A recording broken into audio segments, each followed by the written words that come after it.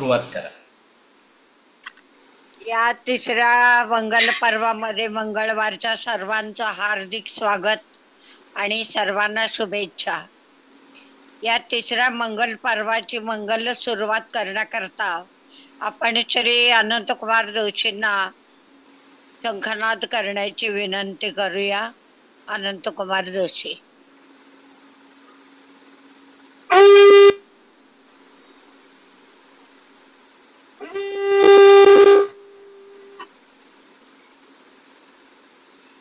अनंतकुमार परत एकदा करा.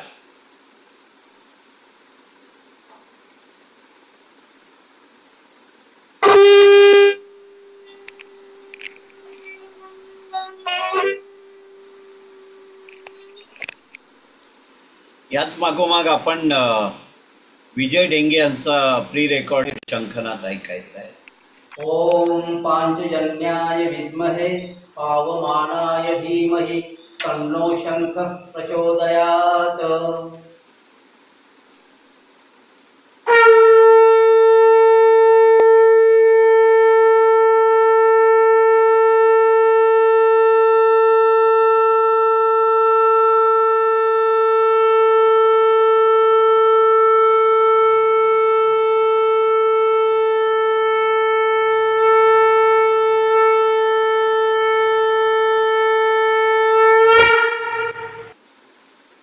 खूप सुंदर शंखनादाने या कार्यक्रमाची सुरुवात झालेली आहे. श्री अनंतकुमार जोशी आणि विजयजी ढेंगे खूप मनपूर्वक धन्यवाद. पुढची सूत्रे श्री खानोलकर सरांकडे. नमस्कार सगळ्यांना. आजचं हे सादरीकरणाचं जे सत्र आहे त्याच्यात सूत्रधार आहेत डॉक्टर शुभदाताई खटावकर, पण त्यांचंच प्रथम सादरीकरण करायचं आहे म्हणून मी समक्ष आलेलो आहे. सादरीकरणामध्ये मला असं वाटतं की आपल्या सगळ्या सभासदांनी एकामागोमाग एक भाग घ्यायला पाहिजे, कारण आपल्या जीवनामध्ये खूप घटना अशा झालेल्या असतात, चांगल्या असतात, टोचणी लावणाऱ्या असतात, गुरगुर करणाऱ्या असतात. तर ती एखादी घटना आठवायची आणि त्याच्यावर लिखाण करायचं, जे बोलून 4 मिनिटाच्या वरती जाता नाही. बोलताना आपला आवाज, आपण उच्चारतो ते शब्द, आपल्या नजरेतून आपण जे समोरच्यांशी संपर्क मधून सांभाळतो ते, हे सगळं सांभाळणं त्याला आपण सादरीकरण म्हणतोय. त्यामुळे सादरीकरणामध्ये भाग घेणाऱ्यांची संख्या खूप वाढायला पाहिजे. यामुळे आपल्याला कधीही कुठेही 1, 2, 5 मिनटं बोलायचं झालं तर त्या तिकडच्या विषयावर आपल्याला बोलण्याची क्षमता तयार होईल आणि ते आपण फक्त इथेच शिकू शकतो. तर याबरोबर मी डॉक्टर शुभदाताई खटावकर यांना विनंती करतो की त्यांनी त्यांचं सादरीकरण करावं. डॉक्टर शुभदाताई खटावकर. नमस्कार. नमस्कार सर्वांना. नमस्कार. गीत रामायणाचे अलौकिकत्व या विषयावर आज मी विचार मांडणार आहे. असं म्हणतात की हजारों साल नरगिस अपनी बेनुरी पर रोती है. हजारों साल नरगिस अपनी बेनुरी पर रोती है, तब चमन में कहीं होता है दीदावर पैदा. तब चमन में कहीं होता है दीदावर पैदा. या न्यायाने अनेक भाव संघर्षांचे फलित म्हणजे महाराष्ट्र वाल्मिकी गदिमांचे गीत रामायण. कविश्रेष्ठ रवींद्रनाथ रामायणाचा भारतीय जनतेवरील अनुपम प्रभाव व्यक्त करताना सश्रद्ध होऊन म्हणतात की रामायण ही खरोखरच भारताच्या मौलिक भावभावनांची भागीरथी आहे आणि तिच्याच पुण्य सलिलाने त्याच्या मनोभूमीची मशागत शतकानुशतके अखंड होत राहिली आहे. रामायणात गायलेले सर्व भाव आणि विषय भारताच्या सर्व भाषांमधून प्राजक्ताच्या सुंदर सौंदर्य आणि सुवासाप्रमाणे प्रफुल्लित झाले आहे. त्यात वर्णिलेली सर्व पात्रे ही भारतीयांच्या हृदय मंदिरी मोठ्या गौरवाने विराजमान झाली आहे. त्यांच्यात हृदयस्थ श्रीमंतीचा वसा भारताच्या सांस्कृतिक वारसा म्हणून ख्यात आहे. या रामकथेची मोहिनी भारतवर्षाचा सर्वोच्च अलंकार आहे. रामकथा हा तर मराठी मनाचा आणि संस्कृतीचा कणा आहे. या पवित्र मराठी मातेत रामकथेचं मनस्वी गायन सामान्य जनापासून अतिप्रज्ञावंतापर्यंत अनेकांनी विविध प्रकारांनी गाऊन आपली रामभक्ती प्रकट केली आहे. मराठी माणसाची शुभ सकाळ रामराम या सुवचनाने साजरी होते. हेच परस्परांचे अभिवादनही. मराठी मनात राम अधिष्ठित आहे. जीवनाची इतिश्री व्यक्त करताना राम म्हणणे या वाक्प्रचाराचा सन्मानपूर्वक उपयोग केला जातो. राममय असणे, राममय होणे यासाठी मराठी मन अधीर आहे. मराठी भक्तिगीतांमध्ये रामगीताचा कुबेराचा खजिनाच उपलब्ध आहे. सारांश रूपाने असे म्हणणेच योग्य ठरेल की राममय असणे, रामभक्ती दंग असणे हेच मराठी मनाचे भव्य दिव्य स्वप्न आहे. आजच्या मूल्य संक्रमणाच्या भयंकर स्थितीची मराठी लोकमानसाने रामभक्तीचा दीपस्तंभ अव्याहतपणे प्रज्वलित ठेवण्याचे महान कार्य केले आहे. याचा साक्षात प्रत्यय म्हणजे गजाननाचे गीत रामायण ही अमूल्य धरोहर मराठी सारस्वताला विनम्रपणे बहाल करून त्यांनी आपले जीवन उज्ज्वल केले. या चमत्काराने गदिमांनी सर्व सारस्वतांना व अखिल विश्वातील रामभक्तांना आश्चर्य विस्मयाचा सुखद धक्काच दिला. पुणे आकाशवाणीवरून शब्दप्रभू गदिमांचा शब्दसाज असलेलं आणि सूरप्रभू श्री बाबूजींच्या मंगलस्वरांनी पावन झालेलं पहिलं गीत प्रसारित झालं. तेव्हापासून आजच्या या घडीपर्यंत गीत रामायणाचे श्रेष्ठत्व, गोडी आणि अखंड जनप्रिती आजही पुण्य सलीला श्री गंगा मातेसारखी अव्याहत प्रवाहित आहे. बाबूजी आणि गदिमांवर शुभेच्छा आणि कौतुक मिश्रित पत्ररूपी सुमनांचे श्रावण बरसले. या कृत्याने गीतकार, गायक व श्रोते हे रामकथेच्या पवित्र संगमात सचैल झाले. रामभक्तीचा महापूर साऱ्या भारताला दिपवून गेला. रामभक्तांनी तर अपूर्व दृष्टांत दिला व आपल्या रेडिओ सेट पुढे धूपदीप नैवेद्याची आरास मांडून रामभक्तीचा अपूर्व सोहळा संपन्न केला. आज इथे थांबते. पुढच्या 2 भागामध्ये पुढचं वाचूया. धन्यवाद. वा वा वा. खूप छान. शुभदाताई, छान छान. मस्त. शुभदाताई मस्त. शुभदाताई खूप छान. छान झालं शुभदाताई, छान झालं मस्त. थँक्यू. शब्द शृंगार छान झाला. छान छान. शब्द थँक्यू. शृंगार छान केला. ओके. आपल्या समोर निवेदिता ताई खासने सादरीकरण करतायत. निवेदिता ताई, करा सुरुवात करा. माझ्या कवितेचं नाव आहे कन्यादान. जेव्हा मुलगी सासरी जाते तेव्हा वडिलांना किती वाईट वाटतं ते मी या कवितेतनं सादर केलेलं आहे. बर. दारी माझ्या वृंदावन, बाबा करा ना हो माझं कन्यादान. दारी माझ्या वृंदावन, बाबा करा ना हो माझे कन्यादान. मला पाठवा ना सासरी लेक दुसऱ्याचे धन. मला पाठवा ना सासरी लेक दुसऱ्याचे धन. घरी जपलेले झाड फांद्या फांद्या जीवा पाड. घरी जपलेले झाड फांद्या फांद्या जीवा पाड. भावबंद माया जोडी त्याच्या मनाची कावड.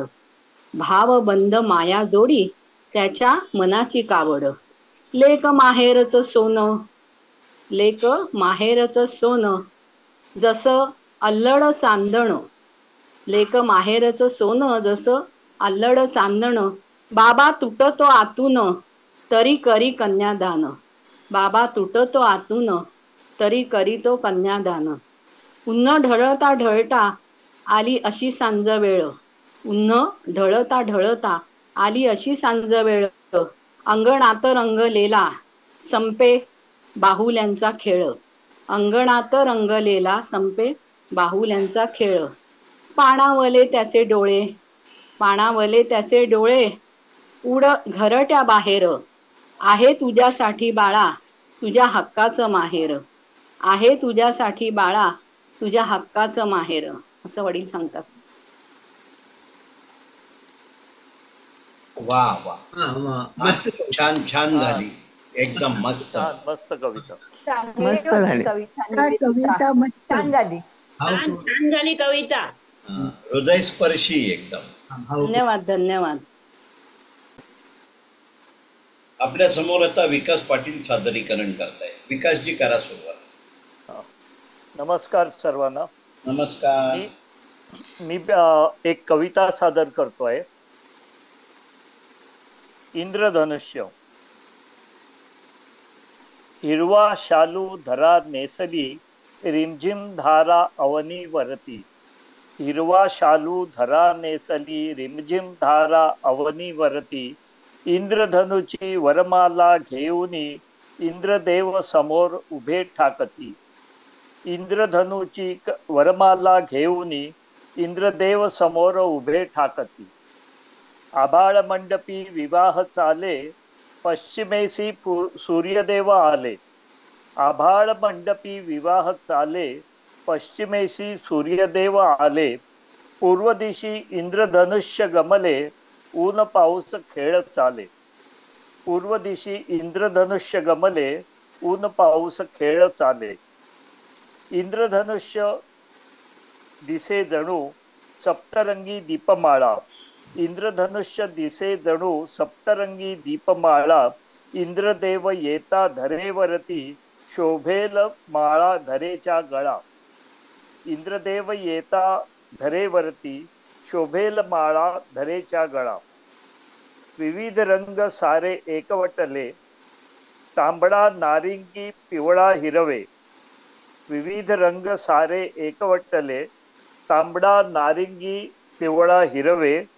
निळा पारवा आणि जांभळा वरुण देव अक्षता फिरवे. निळा पारवा आणि जांभळा वरुण देव अक्षता फिरवे. ऐकू येता मेघांचा चौघडा लज्जित झाली वसुंधरा. ऐकू येता मेघांचा चौघडा लज्जित झाली वसुंधरा. हिरवे पिवळे तृण बागडे सुरू झाल्या वर्षाधारा. हिरवे पिवळे तृण बागडे सुरू झाल्या वर्षाधारा. नमस्कार. वा वा. विकासजी छान, कविता. छान. खूप कविता छान, मस्त. खूप छान. कविता छान. सुंदर कविता. वा वा. धन्यवाद धन्यवाद. छान झालं, छान. हो धन्यवाद. आता आपल्या समोर माधवी देसाई सादरीकरण करताय. हा माधवी ताई. नमस्कार सगळ्यांना. नमस्कार. आज मी जरा गंमत जम्मत सांगणार आहे. सांगा सांगा. आपण माणसं, मग ती स्त्री असो किंवा पुरुष, मोठ्या मोठ्या बाता मारतो की मी तसा कुणालाच घाबरत नाही. पण खरं सांगू का, ह्या केवळ वल्गनाच असतात बरं का. झुरळाला बघून किंचाळणाऱ्या स्त्रिया मी बऱ्याच बघितल्या आहेत, अशा की जसा काही भूकंप झाला असावा. तर पाडीला बघून घाबरलेले पुरुष पण बघितले. मी आपलं गमतीने म्हटलं, काय तुम्ही इतके घाबरतात? नाही हो ताई, अंगावर पडली तर काहीतरी अशुभ घडणार म्हणतात, म्हणून सांगणारे जोग मी बघितले आहेत. पण खरं सांगू का, मी पण पालीला घाबरते बरं का. तिची चपळाई बघून पीटी उषा पण मागे पडेल असं त्यावेळी मला वाटतं. हटवादी इतकी की जाण्याचं नाव घेत नाही. बरं, तिला मारू नये असं म्हणणारी लोक पण आहेत. मग काय, तिला बाहेर घालवण्याचा प्रयत्न शेवटी उरतोच. इतकी दमछाक होते की नाही, भीक नको पण कुत्रावर म्हणतात इतपत वाईट स्थिती. हल्ली मात्र तिचं बरेच दिवस दर्शन झालं नाही, म्हणून मी जरा आनंदातच आहे. संध्याकाळी देवापाशी दिवा लावल्यावर कापुराचा धूर होतोच, पण मी आता अजून आयडिया करते. तवा तापला गॅसवर तवा तापला गॅसवर चांगला की आधी धूप, त्यावर नारळाची किशी, त्यावर तेजपत्ता, झालंच तर लवंग, कडुलिंब असला तर तो असा मस्तपैकी जाळ करते आणि सगळ्या घरभर फिरवते. बहुतेक त्यामुळे सगळ्या प्राण्यांचं आगमन आमच्याकडे नसावं. शक्तीपेक्षा युक्ती कधी कधी कामी येते, तीही अशी. असंच असंच मी हॉस्पिटलचं नाव आलं की घाबरते. देवाच्या कृपेने आतापर्यंतची 72 वर्ष निरोगी आरोग्य धनसंपत्ती म्हणून मला मिळाली. पण कधी कधी जास्त हुशारून जाऊ नकोस म्हणून सूचना दे म्हणून काहीतरी आताशा उद्भवायला लागले. एवढं आयुष्य आतापर्यंत विना डॉक्टरांच्या गोळीने घालवलं. यासाठी खरं तर मला गोल्ड जाऊ दे, पण काचे पदक द्यायला काहीच कुणाची हरकत नसावी. पण माझं एवढं भाग्य कुठे बाबा, म्हणून गप्प बसते. हॉस्पिटलवरून आठवलं, ज्या शब्दांना मी घाबरायची तेच माझ्या पुढे उभं ठाकलं. त्याचं झालं असं, संध्याकाळी मी थोडा वेळ अंगणात उभी असायची. येणाऱ्या जाणाऱ्यांच्या साड्या, मुलींचे ड्रेस, तरुणाईंची वेगवेगळी फॅशन बघण्यात तो थोडा वेळ चांगला जायचा. त्यातच येणाऱ्या जाणाऱ्या निरनिराळ्या गाड्या यांचं कॉम्बिनेशन डोळ्यांना सुकवायचं. एखादा कोणीतरी जाणारा त्याच्या सवयीप्रमाणे तिरका कटाक्ष टाकायचा, पण कही पे निगाहे कही पे निशाण्या प्रमाणे त्याचा वार फुकटच जायचा. अशा गमती जमतीने जरा कुठेतरी बरं पण वाटायचं. खोटं कशाला बोलायचंय, ताकाला द्यायचंय, मग भांड कशाला लपवायचं, नाही का? आताची माझी शेजारीण पूर्वी वरच्या मजल्यावर भाड्याने राहायची. ती संध्याकाळी फिरायला जायची तेव्हा थोडा वेळ जाता जाता माझ्याशी गप्पा मारायची. एक दिवस अचानक सकाळी सकाळी बेल वाजली. एवढ्या सकाळी दूधवाला आला की काय, अशी आपली माझी शंका.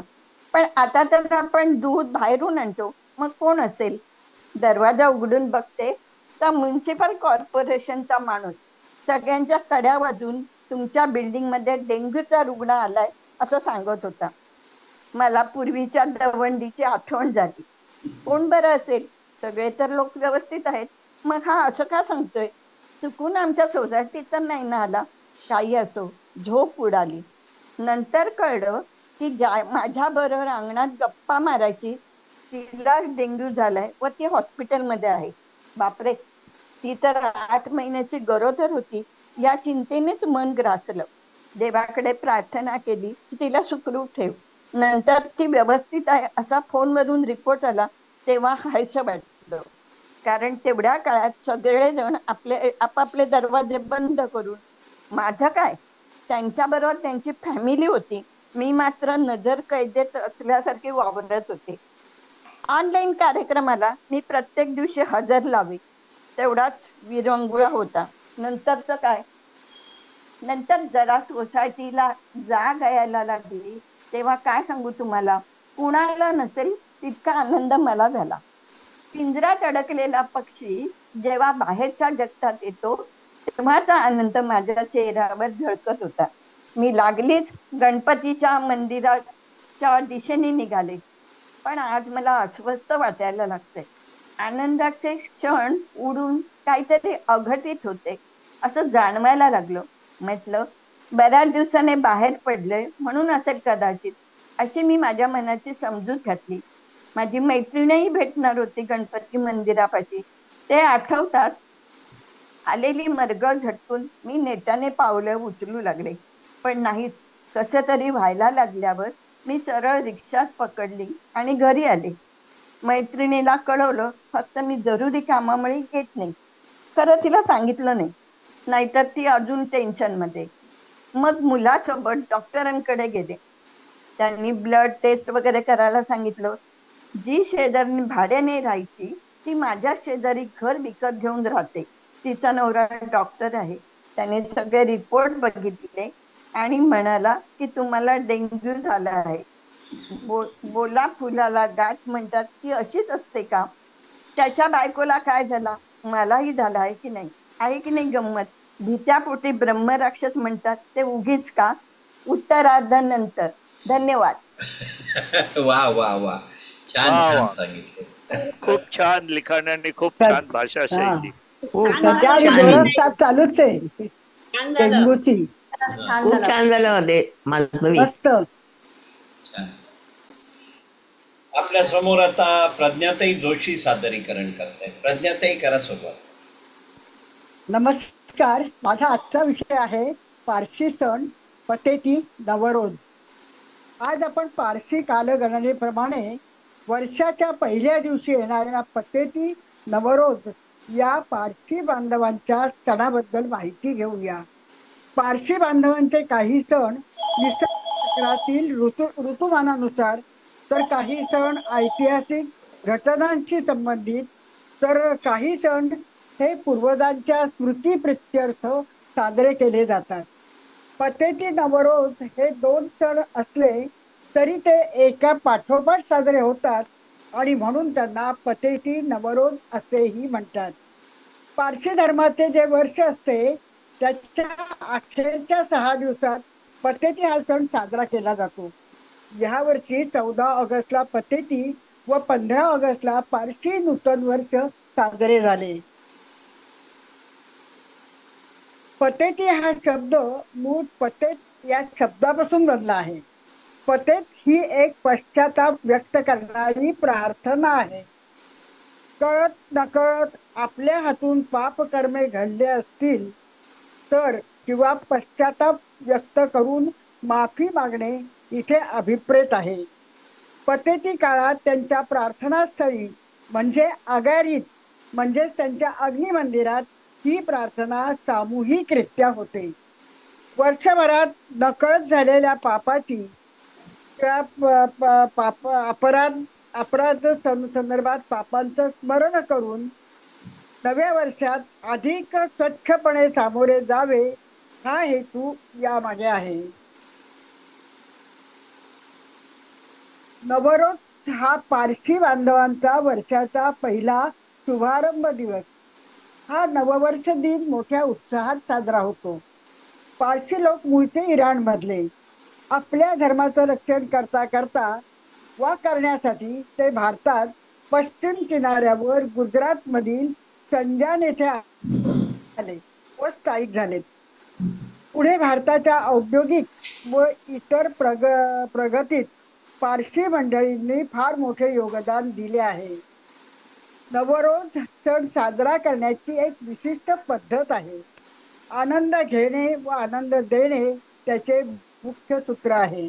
या दिवशी पारशी बांधव नवा गहू, नवीन धान्य, भाजीपाला, फळे, विविध अन्न पदार्थ, फुले व आरसा यांची सजावट करतात. सण अगोदर घरीच साजरा करतात. शुभेच्छा देतात एकमेकांना.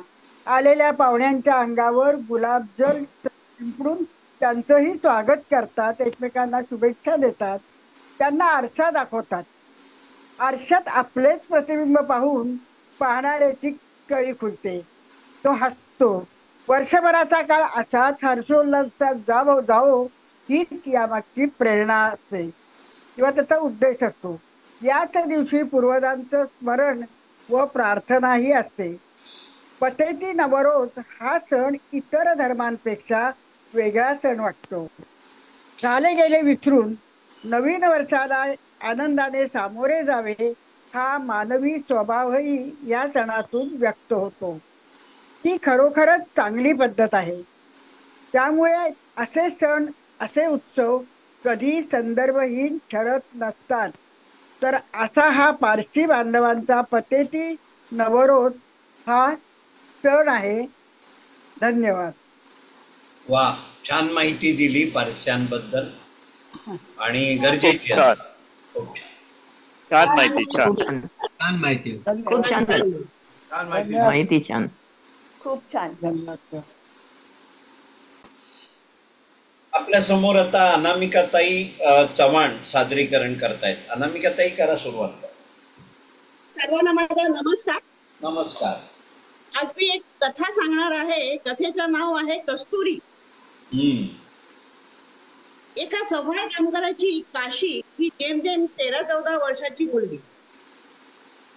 7वी नंतर शाळा तिला सोडावी लागली.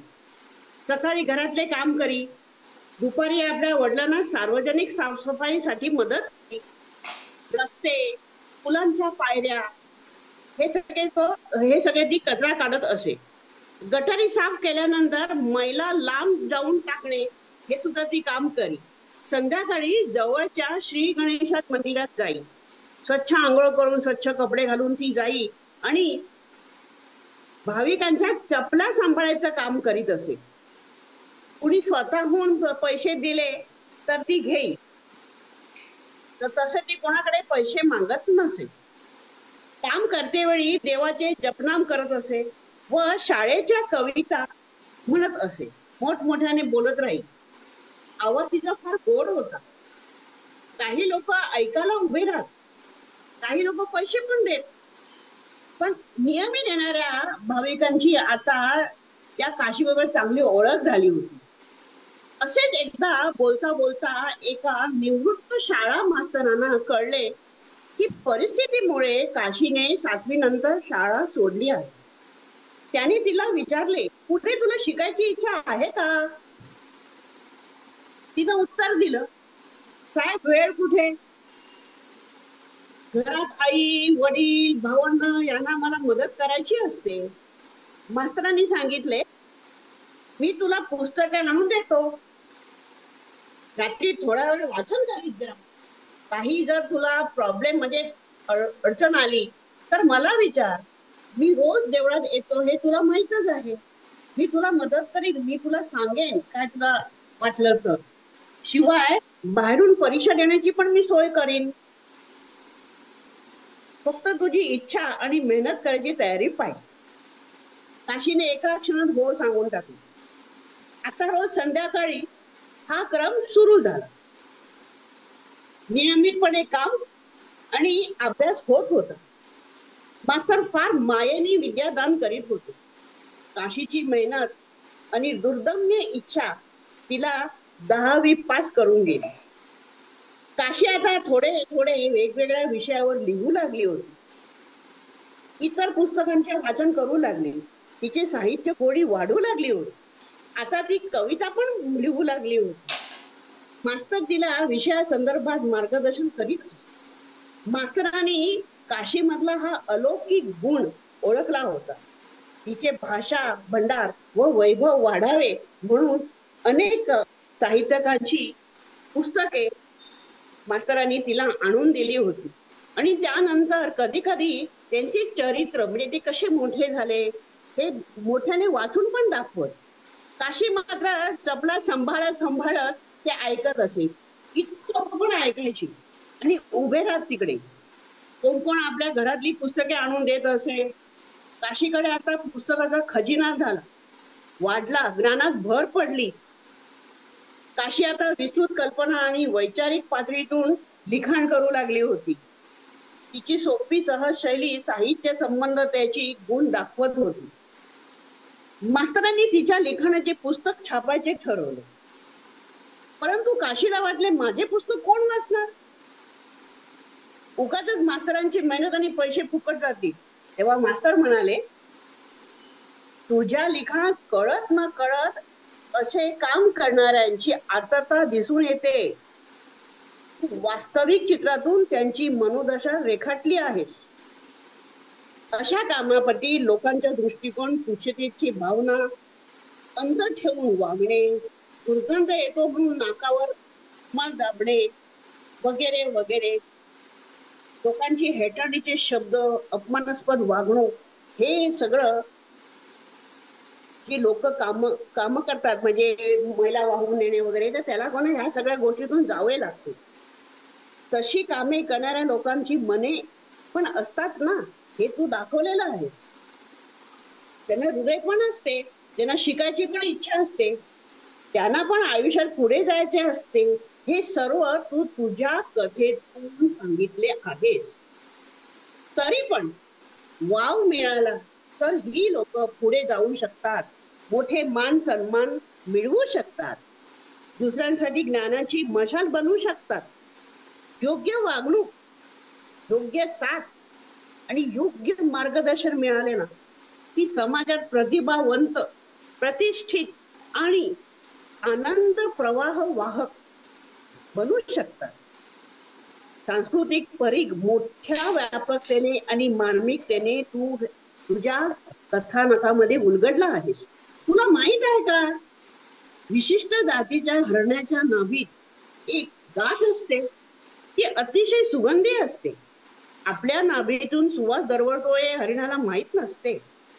ते इथे तिथे आपले भटकत राहते.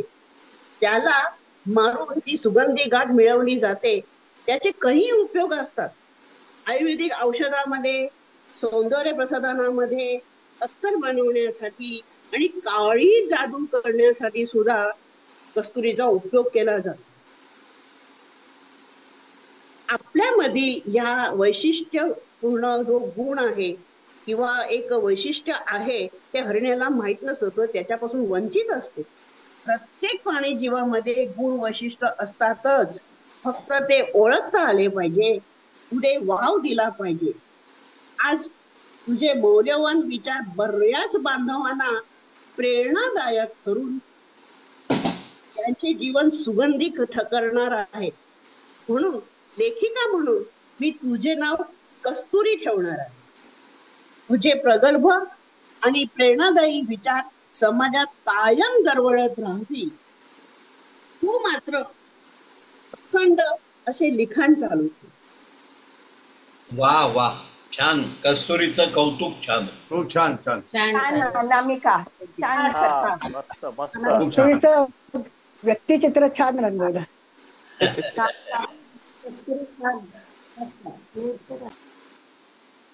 आपल्या समोर आता अनसुयाताई कुंभार सादरीकरण करतायत. अनसुयाताई, करा सुरुवात करा.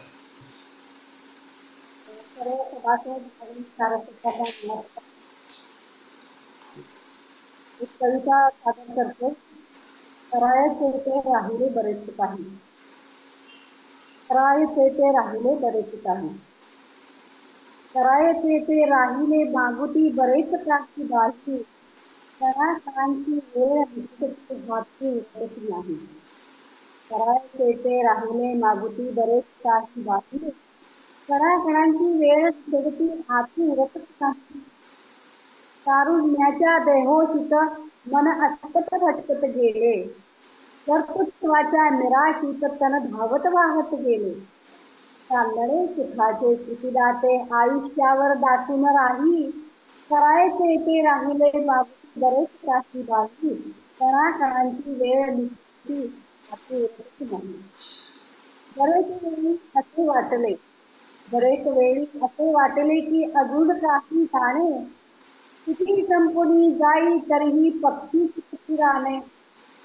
4 दिवसांचा नवा चांदवा कसा बहरून येई, 4 दिवसांचा नवा चांदवा कसा बहरून येई, करायचे ते राहिले मागुती बरेच काही बाली, कणाकणांची वेळ निसटती हाती उरतच नाही.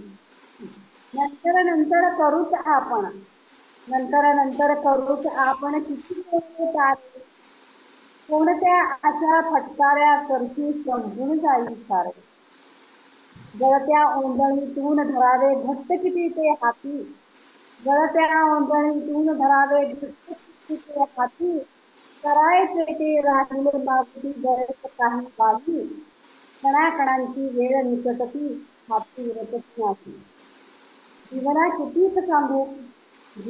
कितीक सांगू रोज तुला ते नवे बहाणे, दिलेच कमिता मागू आणि पूर्ण नव्याने.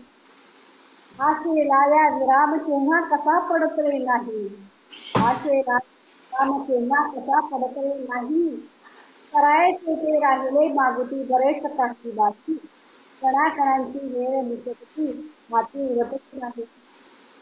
बीजांना आनंदच द्याया हे सूत्र धरणी हाती, बीजांना आनंदच द्याया ते सूत्र धरीन मी हाती, करायचे ते बरेच काही करून जाईन आधी. करायचे ते बरेच काही करून जाईन आधी. म्हणूनच दे शक्ती देवा भक्ती मिळवलाही. म्हणूनच दे शक्ती देवा भक्ती मिळवलाही. करायचे ते राहिले मागती बरेच काही बाकी. कणाकणांची वेळ निसटती हाती येत नाही. कणाकणांची वेळ निसटती हाती येत नाही.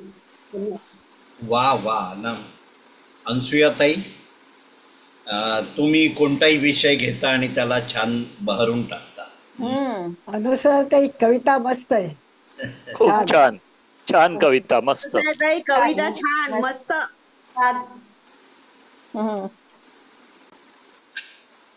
सगळ्यांची सादरीकरण झाली आहे.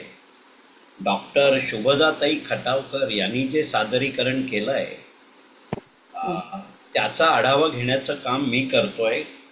म्हणजे नेहमी म्हणतो त्याप्रमाणे एका काजव्याने सूर्याला आपला प्रकाश दाखवावा, पण माझ्याकडे पर्याय नाही आहे, त्यामुळे त्यांना ते मान्य करायला लागतं. खरं म्हणजे जेव्हा त्यांनी गदिमांवर बोलायला सुरुवात केलं आणि हे मी 2 भागात बोलणार आहे असं सांगितलं, तेव्हा मी म्हटलं डॉक्टर शुभदाताई हे तुम्हालाही परवडणारं नाही आणि गदिमांनाही परवडणारं नाही. कारण डॉक्टर शुभदाताईने हिंदीमधून जी डॉक्टरेट मिळवली आहे तेव्हा पण 800-900 पानाचा प्रबंध लिहिलेला आहे आणि गदिमा त्या तेवढ्या प्रबंधात पण बसणारे नाही आहेत आणि त्यांनी त्याची नोंद घेतलेली आहे आणि आपण नंतरच्या भागात पण जाणार आहोत. मागच्या भागात तुम्ही एक उल्लेख केला होता की गदिमा हे दैवी आविष्कार आहे, त्याला धरून मी पुढे जातो. अलौकिक गीत रामायण हा एक गदिमांचा रामकथेला दिलेला एक आधारवड आहे. म्हणून महाराष्ट्राचे वाल्मिकी म्हणून गदिमांची ओळख आहे, हे आपल्या सगळ्यांना माहिती आहे. रामकथा रामायण ही भारताची भावभावनांची मौलिक ठेव आहे असे आपण म्हटले. भारतातील सर्व भाषांतून रामकथेचा संचार आहे. याच्याबद्दल मी जरा शेवटी सांगणार आहे. यातील सर्व पात्र जी आहेत ती भारतातील प्रत्येकाच्या हृदयात सामावलेली आहेत. म्हणजे त्याला सर्व भाषांतून आणि सर्व राज्यातून संचार असल्यामुळे ती प्रत्येकाची रामकथा आपली स्वतःची झालेली आहे आणि हा एक आपला सांस्कृतिक वारसा आहे. रामकथा महाराष्ट्राचा सांस्कृतिक कणा आहे. आता गदिमा जेव्हा आपण म्हणतो तेव्हा बाबूजी आणि गदिमा दोघंही येतात, कारण गदिमांनी निर्मित केलं आणि बाबूजींनी आपल्या उत्तम रचनांमधून रचना म्हणजे संगीत रचनामधून आणि गाऊन ती सर्वांपर्यंत पोहोचवली. 56 गाण्यांचं ते गीत रामायण आहे. त्या म्हणतात सर्व सारस्वतांना जगातील रामभक्तांना बाबूजींनी आणि गदिमांनी ही एक मोठी भेट दिली आहे. जेव्हा पहिलं गाणं रेकॉर्ड झालं आणि ते रेडिओ समोर सादर झालं तेव्हा लोकांच्या भावना एवढ्या उफाळून आल्या की त्या रेडिओ समोर दिवा आरती करून त्या गाण्याचा गौरव केला. आता हा झाला इतिहास. जेव्हा डॉक्टर शुभदाताई तुम्ही म्हणालात की सर्व भाषांमधून भारतभर त्याचा संचार आहे, मला सांगायला आवडेल की मी भाग्यवान आहे. अनंतकुमार भोईर म्हणून एक उत्तम गायक होते, शास्त्रीय गायकापासून भजन सर्व प्रकारच्या गायनात होते. बलाढ्य व्यक्तिमत्व होतं. त्यांनी भालचंद्र पेंढारकरांबरोबर नाटकात पण संगीत नाटकात काम केलेले होते. त्यांची अकॅडमी असायची शास्त्रीय संगीत शिकवण्याची.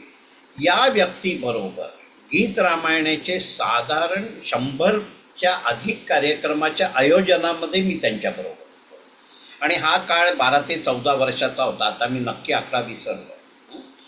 पण ह्यांनी काय काय केलं आहे. 56 गाण्यांचं गीत रामायण 3 दिवसाचं केलं.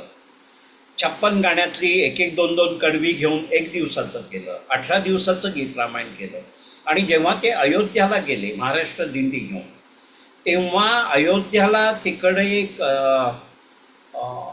एक महंत होते, ट्रस्टी अध्यक्ष. त्यांनी सांगितलं की अनंता तू हिंदीमधून गीत रामायण म्हण, आणि ते डोंबिवलीत सादर केलं तरी मी डोंबिवलीला येईल. त्याच्यानंतर एक शुक्ल म्हणून ग्रस्त, त्यांनी गदिमांचं गीत रामायण बाबूजींच्या चालीमध्ये आणि त्या संगीतात फिट्ट बसेल असं हिंदीतलं गीत रामायण दिलं. आणि ते 3 दिवसाचं गीत रामायण आपल्या भागशाळा मैदानामध्ये झालं. तेव्हा ते महंत जन्मेंजय महाराज आले होते, ते मुक्कामाला होते. त्यांनी खूप कौतुक केलं. हे इथपर्यंत थांबलं नाही. एखादा मनुष्य झपाटलेला असतो आणि त्या रामासाठीच त्याचा जन्म असतो असं आम्हाला पुढे म्हणायला हरकत नाही, कारण कोविडमध्ये त्यांचं निधन झालं. पण कोविड पूर्व एक राम रथ निघाला होता जो अयोध्या ते कन्याकुमारी, आणि अयोध्या ते कन्याकुमारीमध्ये गीत रामायण सादर करण्याचं अनंतकुमार भोईर यांना सांगण्यात आलं. आणि त्यांनी अयोध्यातून रथ निघायच्या वेळेला 2 वेळा हिंदीतून गीत रामायण तिथे सादर केलं. त्याच्यानंतर महाराष्ट्रात मराठीतून केलं आणि कन्याकुमारीपर्यंत 2 वेळा सादर केलं, वेगवेगळ्या 2 साऊथ इंडियन भाषांतून. पण गीत रामायण हिंदीतलं होतं, पण त्याचं जे विवेचन नाही म्हणत, निरूपण म्हणतात, निरूपण करतात, तेव्हा त्यांनी एक दिवसात एका मोठ्या गुरुजींना त्याचं ट्रेनिंग दिलं आणि त्यांच्या भाषेतून निवेदन करायला सांगितलं. म्हणजे जे आता तुम्ही उल्लेख केला, भारतातून सर्व भाषांतून आणि सर्वत्र भारतभर त्याचा वारसा आहे, संस्कृती आहे, ह्याची मला जाणीव झाली. साधारण हे पूर्ण तप करून 14 वर्षाचं ते कोविडमध्ये आपल्यामधून गेले. पण हा मनुष्य ना दिवस रात्र काही बघायचा नाही, फक्त कार्यक्रम करायचा आणि म्हणायचं की मी हनुमान आहे, मी कार्यक्रम करणार म्हणतो. आणि त्याच्या सगळ्या व्यवस्था होतात. आपल्याकडे जननी आशिषच्या बाजूला जेव्हा आपण होतो तिकडे ते आले होते आणि त्यांना आपण भगवद्गीता दिली होती. तर डॉक्टर शुभदाताई, मला ही एक आठवण प्रकर्षाने सांगायला आज तुम्ही मोका दिला, त्याच्याबद्दल खूप खूप आभार. आणि पुढची सर्व सूत्र डॉक्टर शुभदाताईंकडे. डॉक्टर शुभदाताई, अनम्यूट करा. नमस्कार. नमस्कार. सर्वांची सादरीकरणं सुंदर झाली याबद्दल शंकाच नाही. सुरुवातीच्या दोन्ही सादरकर्त्याने कवितांचा सुंदर पाऊसच पडला असं म्हणायला काय हरकत नाही. आरंभिक निवेदिता खासनेसाने एक भाव कविता सादर केली. वडिलांचं अपार प्रेम आणि लेकीचे सुज्ञ भाव व्यक्त करणारी ही सुंदर कविता मनाला भावली. दारी माझ्या वृंदावन, बाबा करा हो माझं कन्यादान. म्हणजे इथे यमक अतिशय सुंदर पद्धतीनं साध्य झालं. आणि आपल्याला माहित आहे की कन्या हे परक्याचं धन आहे आणि तिचा रंगलेल्या भातुकलीचा खेळ संपतो कधी. कारण त्या काळामध्ये तर अत्यंत लहान वयामध्ये लग्न करून दिली जायचे आणि हा भातुकलेचा खेळ कधी संपला आणि लग्न घटिका कधी जवळ आली हे लक्षात येण्याच्या आधीच मुलीचं लग्न ठरलेलं आहे. आणि तरी सुद्धा या वडिलांच्या सर्व भावना, म्हणजे वडील हे खूप संयमी असले तरी प्रत्येक मुलीच्या वडिलांच्या बाबतीत हे होतं की एरवी कधीही ते रडणार नाहीत. किती दुर्धर संकट आलं तरी आपल्या दुःखावरती ते मात करतात. पण हे परक्याचं धन परक्याला दिल्यानंतर त्यांना आपल्या भावनांना आवर घालता येत नाही. आणि म्हणून इथे वडिलांच्या ज्या भावना आहेत त्या व्यक्त झाल्या. की लग्न घटिकेनंतर ते म्हणतात की मुलीसाठी हे हक्काचं माहेर आहे. बहिणा बहिणी तर एका कवितेमध्ये असं म्हटलेलं आहे, लेकीच्या माहेरासाठी माय अखंड सासरी नांदते. म्हणजे आई वडिलांच्या लेकीबद्दलच्या भावना काय असतात हे प्रत्येक लेकीला आपल्यालाही माहीत आहे की आपल्या आई वडिलांच्या भावना काय असतात. आणि अशा तऱ्हेनं कन्यादान ही कविता अपार भावनेचं एक सुंदर सादरीकरणच आहे. मुलगी भावनेनं जपलेली आहे, ती दुसऱ्याचं धन आहे, ते माहेरचं अल्लड सोनं आहे. पण कन्यादानाची वेळ आल्यानंतर या सोन्याचाही आपल्याला त्याग करावा लागतो आणि परक्यांच्या डोळ्यामध्ये सुद्धा त्या क्षणी पाणी येतं. सुंदर कविता सादर केल्याबद्दल निवेदिता खासनीसांचं मनपूर्वक अभिनंदन आणि त्यांना शुभेच्छा. विकास पाटलांनी पण एक सुंदर निसर्ग गीत आपल्यापुढे सादर केलं. इंद्रधनुष्य. इंद्रधनुष्य जेव्हा असतं तेव्हा पावसाचा काळ असतो आणि साधारण श्रावण महिन्यामध्ये हे इंद्रधनुष्य दिसतं. तोपर्यंत भरपूर पाऊस पडल्यामुळे धरतीला हिरवा शालू नेसल्याची आपल्या अंतःकरणामध्ये अत्यंत मृदू भावना असते आणि इंद्रधनुची वरमाला घेऊन ती उभी आहे असं इथे वर्णन केलं. इंद्रदेव हे नवरदेवाच्या रूपामध्ये ठाकले आहेत. आभाळ मंडपी हा विवाह सोहळा सजला आहे. पूर्व दिशी इंद्रधनुष्य जमले, ऊन पावसाचा खेळ चाले. सप्तरंगी दीपमाळा इंद्रदेव येता धरेवरी, शोभेल माळा धरेच्या गळा. आणि हिरवा, पारवा, जांभळा रंग या रंगांच्या संमेलनामध्ये विजांचा मेघांचा होणारा गडगडाट, लाजलेली वसुंधरा आणि सुंदर प्रभावी एक निसर्ग चित्र आपल्या पुढे सादर झालं. यमक योजना सुंदर आहे आणि संपूर्ण कविता ही चेतना गुणोक्ती अलंकाराचं म्हणजे निसर्गावर किंवा निर्जीव वस्तूंवर मानवी भावनांचा आरोप केलेला असतो. त्या सजीव आहेत असं आपल्याला भासवलेलं असतं. अशा चेतना गुणोक्ती अलंकाराचं एक सुंदर उदाहरण असलेली सुंदर कविता विकासजींनी सादर केली. इथे बालकवींच्या म्हणजे श्रावण मासिक कवितेची आठवण आली. त्यातही त्यांनी इंद्रधनुचं वर्णन असं केलं. इंद्रधनुचा गोफ दोहेरी विणाला असे, मंगल तोरण काय बांधले नवो भंडवी कुणी भासे. म्हणजे कवी ज्या चष्म्यातून ज्या भावनेतून निसर्गाचं अवलोकन करेल त्याप्रमाणे त्याची शब्दरचना त्याच्या पुढे धावून येते. बालकवींना ते इंद्रधनुष्य हे आकाशी बांधलेलं मंगल तोरण वाटलं, तर या ठिकाणी विकास पाटलांना इंद्रधनुची ही सप्तरंगी वरमाला ही धरित्री घेऊन इंद्रदेवाच्या स्वागताकरता उभी आहे. हा एक सुंदर मंगल सोहळा. आणखी एक कविता आठवते, ती फुलराणीची कविता खूप छान आहे. लाज लाजली या वचनाने सुंदर ती फुलराणी. तसे इथे धरित्री लाजलेली आहे. कवितेचा खूप उत्कर्ष झालेला आहे भावनांचा. त्याप्रमाणे शब्द मदतीला धावून आले आणि एक सुंदर कविता आपल्याला ऐकण्याचा योग आज विकासजींनी दिला. त्याबद्दल त्यांना मनपूर्वक धन्यवाद आणि शुभेच्छा. माधवी देसाईंनी भीती काय असते आणि आपण बाता मारतो, वल्गना करतो, पण प्रत्यक्ष त्या परिस्थितीमध्ये आपण प्राप्त झाल्यानंतर आपली अवस्था कशी होते याचं सुंदर उदाहरण त्यांनी आपल्या या वक्तव्यातून दिलं. अनेक दिवस त्यांना पाल दिसले नाही, खूप आनंद झाला. तव्यावरती विविध सुगंधी द्रव्यांचा मारा करून घरभर त्यांनी तो वास फिरवला. देवाची कृपा असं त्यांना वाटलं की बरेच दिवस पाल दिसले नाही. 72 वर्षाचा हा प्रदीर्घ आयुष्यकाल त्यांनी न आजारपणाचा काढला. डॉक्टरांची मैत्री झाली नाही. डॉक्टराविना आयुष्य ही पर्वणीच आहे.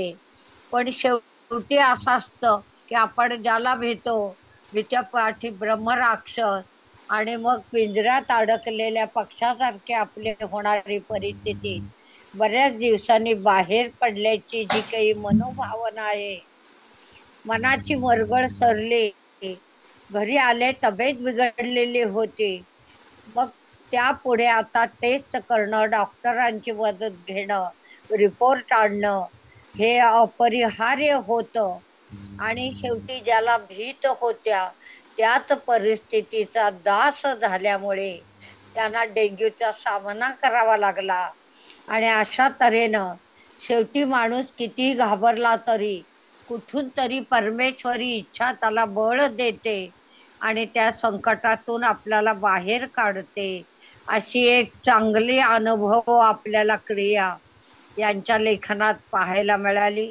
त्यांनाही मनपूर्वक शुभेच्छा आणि धन्यवाद. प्रज्ञा जोशींनी पारशी सणांचा आपल्याला माहिती सांगितली. काही सण हे ऐतिहासिक तर काही थोरांच्या स्मृती जागृत करणाऱ्या. पारशी धर्माच्या वर्षामध्ये या 14 ऑगस्ट आणि 15 ऑगस्टला 2 सण साजरे झाले. पतेतीचा अर्थ त्यांनी खूप छान सांगितला. आपल्या धर्मातही आपल्याला सांगितलेलं आहे की जे दिवसभरामध्ये आपण वाईट कृत्य केलं असेल ते अंथरुणावर पडल्यानंतर भगवंताची क्षमा मागून त्यातून आपल्याला सुटका करता येते. खरे तर सर्व धर्मांची जी तत्व आहेत ती एकच आहेत. त्यातून मानवी उत्कर्ष साधायचा आहे. पारशी धर्मामध्ये सुद्धा पतेतीचा अर्थ आहे पश्चाताप व्यक्त करणारी प्रार्थना.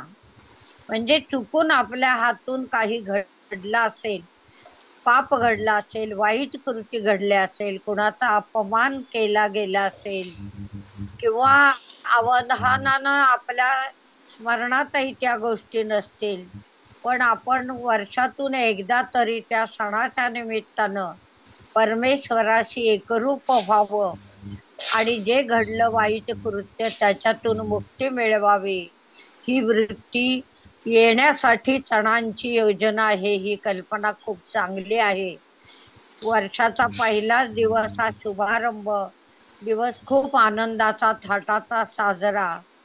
ते भारतात कसे स्थलांतरित झाले तेही सांगितलं. आणि या सणामागे सगळ्यात महत्वाची काय भावना असेल तर आनंदाचं आदान प्रदान करणं.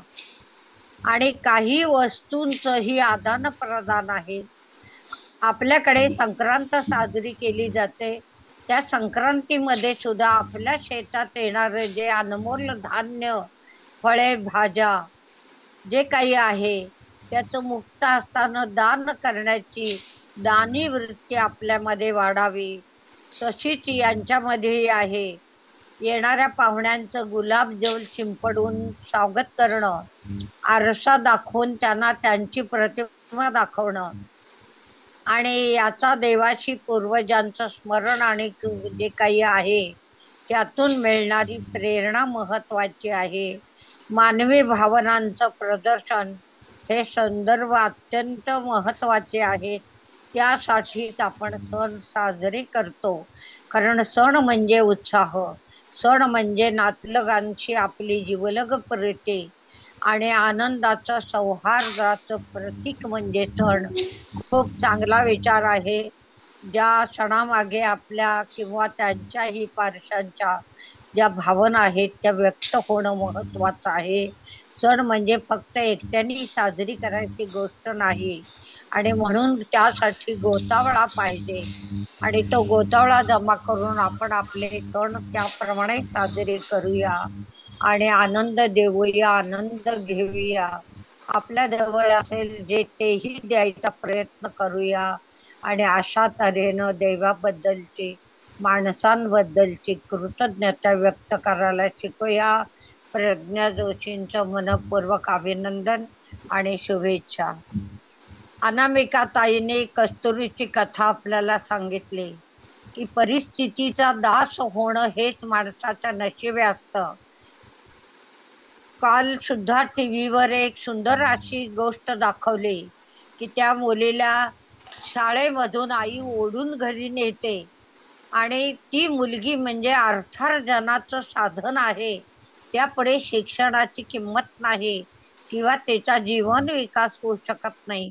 तेच या कथेतून आपल्याला बघायला मिळालं की दिवसभर काम करायचं, संध्याकाळी मंदिरामध्ये भाविकांच्या चपला सांभाळायच्या, जेणेकरून 5-4 रुपये आपल्याला मिळतील आणि आपल्या घराला अर्थार्जनाला आपला हातभार लागेल. त्यातूनच भाविकांची ओळख झाली आणि शेवटी शिक्षक हा समाजाचा शील, क्षमा आणि कृतिशीलता यांचा समन्वय आहे, हे या कथेतून दाखवलं. शिक्षकांनी तिच्या शिकण्याची जिद्द ओळखली, तिला अनमोल मदत केली, पुस्तकं दिली आणि सगळ्यात महत्वाचं म्हणजे बाहेरून परीक्षा देण्याचा मार्ग तिला सुचवला.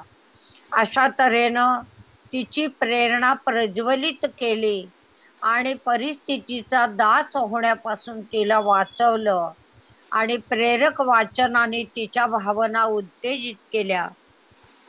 आणि अशा तऱ्हेनं काशीचं जे काही आयुष्य आहे ते परिवर्तित झालं. तिच्या लेखनामध्ये सुधारणा झाली. म्हणजे जे लोक असे श्रम करतात त्यांच्या भावनांचा होणारा संघर्ष त्यांच्या लेखनातून प्रकट होतो. हॅरी पॉटरची कथा ही अशीच आहे की नवऱ्यानं परित्यक्ता म्हणून टाकून दिलेली आणि 1.5 वर्षाची मुलगी पोटी असलेली त्या मुलीचं सांभाळ करत ती आपलं आयुष्य भिकाऱ्यासारखी जगत होते. एके दिवशी तिला हॅरी पॉटरची कथा सुचली. लिहायला कागद नाहीत. मग तिनं अनेकांकडे मागणी केली, पण शेवटी एका रद्दीवाल्याला तिची दया आली आणि रद्दीवाल्यानं तिला ते कागद पुरवले. त्यावर तिने कथा लिहिली.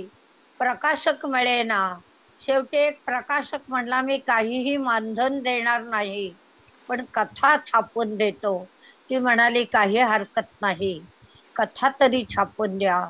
आणि आपल्याला आश्चर्य वाटेल, तिची कथा छापून आल्यानंतर हजारो लोकांची त्याबद्दलच्या सुंदर प्रतिक्रिया व्यक्त झाल्या आणि तिला त्या प्रकाशकाने मानधन तर दिलंच, पण त्याबरोबर तिला त्याचे पुढचे 7 एपिसोड लिहायची प्रेरणा दिली.